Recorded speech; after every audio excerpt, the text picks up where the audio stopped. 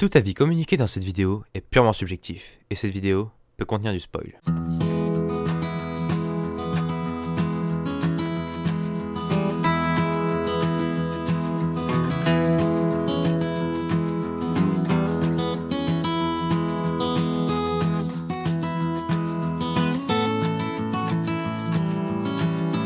Salut et bienvenue dans la librairie manga. Moi, je suis le libraire, et aujourd'hui, je vais vous introduire à un univers bien particulier, j'ai nommé Deadman Wonderland.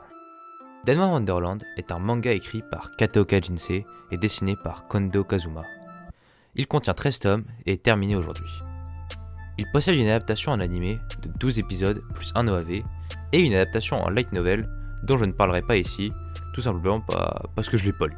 Tout d'abord, le scénario. L'histoire prend place dans un futur proche, où, 10 ans auparavant, un tremblement de terre dantesque a ravagé Tokyo et ses alentours. Le personnage principal, Gonta Igarashi, est un collégien de 14 ans qui vivait une vie très banale avec ses amis.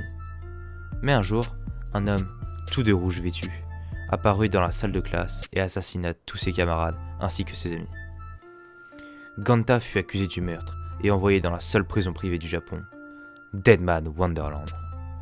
Cette prison, peu banale, est réservée aux condamnés à mort. À son arrivée, Gonta va recevoir un collier qui lui déversera un poison mortel dans l'organisme, dont le seul antidote est contenu dans des bonbons qu'il devra acheter grâce à des cast points pouvant être obtenus en échange d'un travail ou dans des jeux mortels. Il rencontrera là-bas une jeune fille du nom de Shiro. Son objectif sera de trouver qui et pourquoi voudrait qu'il soit enfermé ici pour un crime qu'il n'a pas commis. Voilà pour le petit résumé. Maintenant, qu'en est-il vraiment du résultat ?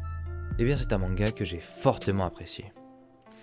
Je trouve que le scénario est vraiment bien développé, autant pour l'histoire que l'on suit qui est recouverte d'un voile de mystères qui se dissiperont au fur et à mesure que l'intrigue avancera, ou pour les thèmes abordés qui sont très bien traités, comme le rapport à la mort ou la différence des autres. Quasiment tous les personnages sont au moins un petit peu développés, que ce soit Gonta, Shiro ou encore tous les autres camarades qu'il va croiser à la prison. Kiyomasa Senji fera un peu figure de grand frère pour lui, il lui apprendra à se battre, etc.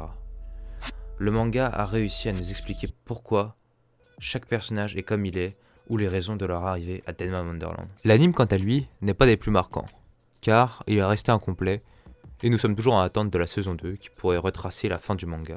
Il est pas nul, il est juste oubliable. Je pense que s'il y avait eu une saison 2, il aurait peut-être pu se démarquer, mais bon, tant pis, on croise les doigts et on attend. L'OAV quant à lui retrace le passé de Senji, et il nous montre ce qui l'a mené à se faire arrêter et enfermer dans la prison de Deadman Wonderland. En conclusion, je vous encouragerai à lire Deadman Wonderland et à me dire en commentaire ce que vous en avez pensé. Et moi, je me retire dans ma librairie. Ciao!